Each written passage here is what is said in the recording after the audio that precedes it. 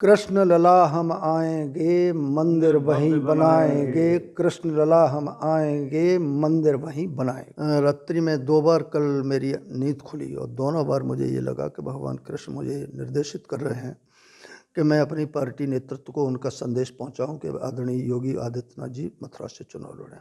क्या मथुरा से चुनाव नहीं लड़ेंगे तो क्या सीरिया और जॉर्डन से चुनाव लड़ेंगे? क्या नहीं, उधर अयोध्या वाले कह रहे हैं कि मथुरा से, मेरा ये कहना वो अयोध्या से चुनाव लड़े, आप कह रहे हैं मथुरा से। ये तो पार्टी नेतृत्व जहाँ से तय करेगा वहाँ से वो चुनाव लड़ेंगे। उन्होंने स्वयं भी ये बात कही है। अब अखिलेश यादव को तो भगवान जरूर याद आएंगे। सब पूरे उत्तर प्रदेश का जनमानस समझ रहा है कि भगवान याद आएंगे, बार बार भगवान याद आएंगे। नमस्कार, मैं हूं पुष्पेंद्र सिंह और आप देख रहे हैं यूपी तक। यूपी तक में आप सभी का स्वागत है। भाजपा से राज्यसभा सांसद हरनाथ सिंह यादव जी का एक लेटर जो है काफ़ी चर्चा का विषय बना हुआ है, जिसमें कि उन्होंने जिक्र किया कि सपने में भगवान कृष्ण आए और उन्होंने ये कहा कि योगी आदित्यनाथ जी जो है मथुरा से लड़ें।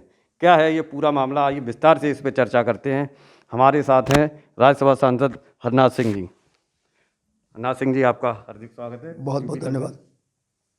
एक लेटर आपने लिखा है जिसमें कहा योगी आदित्यनाथ जी को कि मथुरा से वो चुनाव लड़ें। क्या है ये पूरा मामला? देखिए, भगवान कृष्ण हैं, भगवान राम हैं, भगवान शंकर हैं।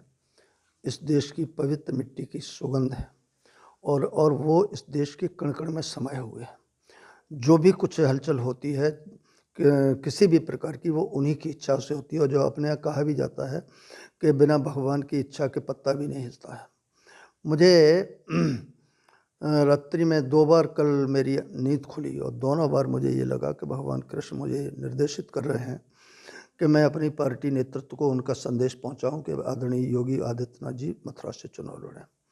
उसी तारतम्य में मैंने प्रातःकाल उठ करके और अपने राष्ट्रीय अध्यक्ष श्री JP नड्डा जी को पत्र लिखा है। और मैंने उस पत्र में लिखा है कि इस ब्रज क्षेत्र की जो पवित्र रज है, उस रज का कण कण जो है ये चाहता है, प्रत्येक व्यक्ति ये चाहता है कि भगवान वो आदरणीय योगी जी मथुरा से भगवान श्री कृष्ण जी की जन्मभूमि से चुनाव लड़े। आपको क्यों लगता है कि मथुरा से अगर लड़ेंगे तो क्या खास होगा? नहीं, मुझे नहीं लगता है। ये तो भगवान कृष्ण ने, मैं तो मध्यस्थ का काम कर रहा हूँ, मीडिएटर का काम कर रहा हूँ। भगवान कृष्ण का जो संदेश था वो मैंने अपने पार्टी नेतृत्व के पास पहुँचाया है। और दूसरी बात यह है कि मथुरा से चुनाव नहीं लड़ेंगे तो क्या सीरिया और जॉर्डन से चुनाव लड़ेंगे? क्या नहीं, उधर अयोध्या वाले कह रहे हैं कि मथुरा से, मेरा ये कहना वो अयोध्या से चुनाव लड़े, आप कह रहे हैं मथुरा से। ये तो पार्टी नेतृत्व जहाँ से तय करेगा वहाँ से वो चुनाव लड़ेंगे। उन्होंने स्वयं भी ये बात कही है कि पार्टी जब मैं चुनाव लड़ूंगा और पार्टी जहाँ से कहेगी वहाँ से मैं चुनाव लड़ूंगा। ये पार्टी नेतृत्व को तय करना है। लेकिन मैं ये नहीं समझ पा रहा हूँ कि इस बात पर क्यों लोगों के अंदर बिलबिलाहट है, परेशानी है कि भगवान कृष्ण की जन्मभूमि से वो चुनाव लड़ें नहीं लड़ें। अरे भाई, सीरिया और जॉर्डन और पाकिस्तान से चुनाव नहीं लड़ेंगे। चुनाव तो यहीं उत्तर प्रदेश से लड़ेंगे। उत्तर प्रदेश किसी भी सीट से जहाँ से पार्टी निर्धारित करेगी। हमने चुनाव तो यहीं उत्तर प्रदेश से लड़ेंगे। उत्तर प्रदेश किसी भी सीट से जहाँ से पार्टी निर्धारित करेगी। हमने ब्रज क्षेत्र के लोगों की जो भावनाएं हैं, उनकी जो उन भावनाओं को प्रकट करते हुए अपने पत्र के माध्यम से अपने राष्ट्रीय अध्यक्ष को भेजा है। नहीं, जैसे अखिलेश यादव जी के भी सपने में अब भगवान कृष्ण आने लगे हैं, चुनाव के टाइम पे ही भगवान कैसे याद आने लगे? नहीं, अब अखिलेश यादव को तो भगवान जरूर याद आएंगे। सब पूरे उत्तर प्रदेश का जनमानस समझ रहा है कि भगवान याद आएंगे, बार बार भगवान याद आएंगे। और उनको यदि कोई स्वप्न हुआ है कि भगवान कृष्ण जो है उनको स्वप्न दे रहे हैं कि वो उत्तर प्रदेश के मुख्यमंत्री की कुर्सी पर बैठ रहे हैं, तो मैं केवल उनसे ये मांग करूंगा। और कई बार मैं बार इसको, लेकिन मुझे अभी उसका उचित उत्तर नहीं मिला है कि भगवान कृष्ण के प्रति उनकी श्रद्धा है, उनका आदर भाव है, भगवान कृष्ण को वो इष्ट देव मानते हैं, तो खुल करके अपने सार्वजनिक अपनी पार्टी के मंच से बोलें कि भगवान कृष्ण की जन्मभूमि पर, जन्म गृह पर, जहाँ पर भगवान कृष्ण का जिस स्थान पर जन्म हुआ था और विधर्मियों ने, आक्रांताओं ने उसको तोड़ करके और मस्जिद खड़ी कर दी है, तो वो बोलें कि वो मस्जिद टूटनी चाहिए और वहाँ पर भगवान कृष्ण का क्या ना दिव्य भव्य मंदिर बनना चाहिए। बोल के दिखाएं, लेकिन वो नहीं बोलेंगे। क्या लगता है, तो राम के बाद अब श्याम कृष्ण, क्या यही है अगला टारगेट? इस वजह से ये वो तो देखिए स्वाभाविक है। मैंने कहा ना कि भगवान राम और भगवान कृष्ण और शंकर जी ये इस देश की थाथी है।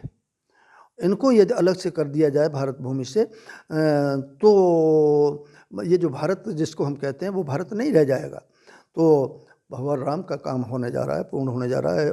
क्या नाम है, काशी का महादेव जी का काम पूरा हो गया, तो अब निश्चित तौर से क्या नाम है मथुरा की बारी है। और इस विषय को मैंने क्या नाम अभी नहीं तो मैंने भगवान राम की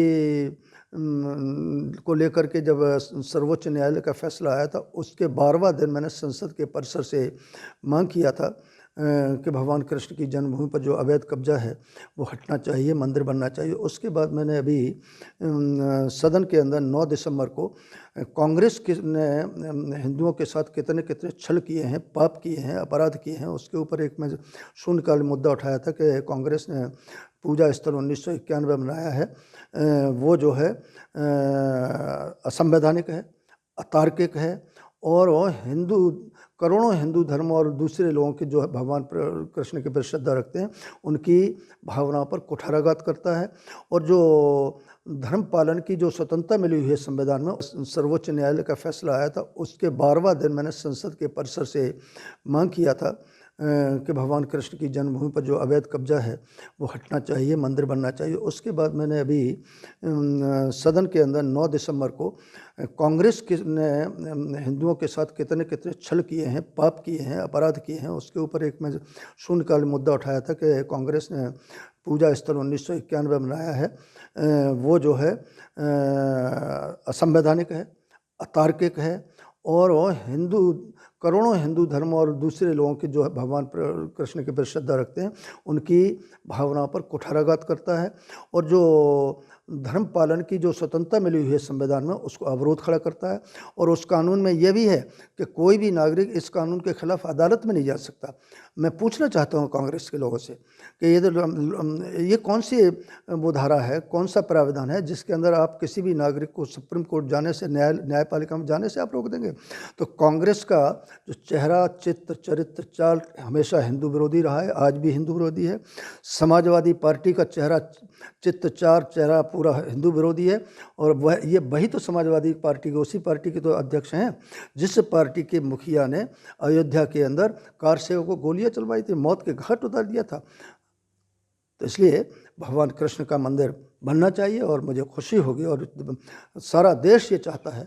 कल मैंने जो बोला उसको पूरे देश ने जो है इसका स्वागत किया है। तो क्या माना जाए अगला लक्ष्य जो है बीजेपी का रामलला के बाद अब कृष्ण होंगे और कृष्ण जन्मभूमि को लेके ये चुनावी मुद्दा बनेगा? कृष्ण लला हम आएंगे, मंदिर वहीं बनाएंगे। कृष्ण लला हम आएंगे, मंदिर वहीं बनाएंगे। कृष्ण लला हम आएंगे और मंदिर वहीं बनाएंगे, मतलब आप ये जान सकते हैं रामलला हम आएंगे और मंदिर वहीं बनाएंगे, वो चीज़ तो पीछे छूट गई। अब ये बीजेपी का नया नारा होगा कि कृष्ण लला हम आएंगे और मंदिर वहीं बनाएंगे। पुष्पेंद्र सिंह